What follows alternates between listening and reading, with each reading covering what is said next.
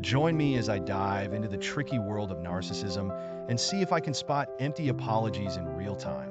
When it comes to dealing with narcissists, one thing that's essential to understand is the power of language, and more specifically, the perils of empty apologies.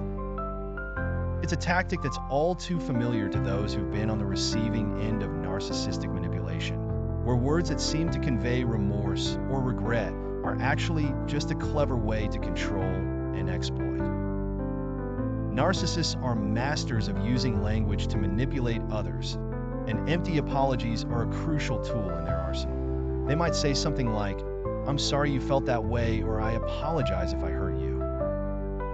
But what they're really doing is deflecting responsibility, shifting the blame, and making it all about themselves. The goal is to create a sense of guilt or shame in the other person, making them feel like they're the ones who overreacted or misinterpreted things.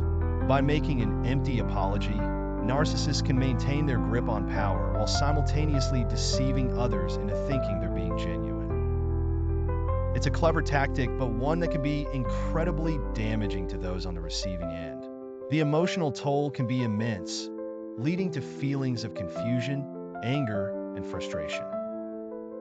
When someone consistently uses empty apologies, it can be incredibly draining, making you question your own sanity and perception of reality. It's like trying to have a conversation with someone who's constantly gaslighting you, making it impossible to get a straight answer or have a genuine conversation. The psychology behind why narcissists give empty apologies is rooted in their own insecurities and fear of vulnerability. They're terrified of being held accountable for their actions, and so they use language to create a smokescreen of fake contrition. By doing so, they can avoid taking responsibility, maintain their ego, and keep their sense of control intact. Narcissists also use empty apologies as a way to maintain their emotional distance. They don't want to get too close or intimate with others, and so they use language to keep people at arm's length. It's a way of pretending to be empathetic without actually having to be vulnerable or genuine. In some cases, narcissists might even use empty apologies to manipulate others into doing their bidding. They might say something like, "I'm sorry I forgot to call you back, but can you do me a favor instead?" It's a clever way of leveraging guilt and responsibility to get what they want, all while avoiding any real accountability. One of the most significant warning signs of an empty apology is when someone uses vague language or conditional statements.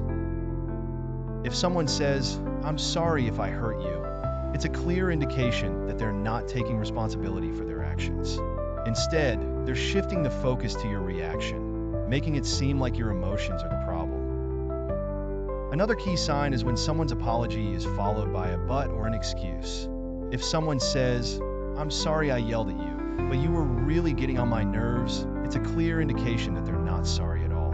They're simply trying to justify their behavior and shift the blame onto you.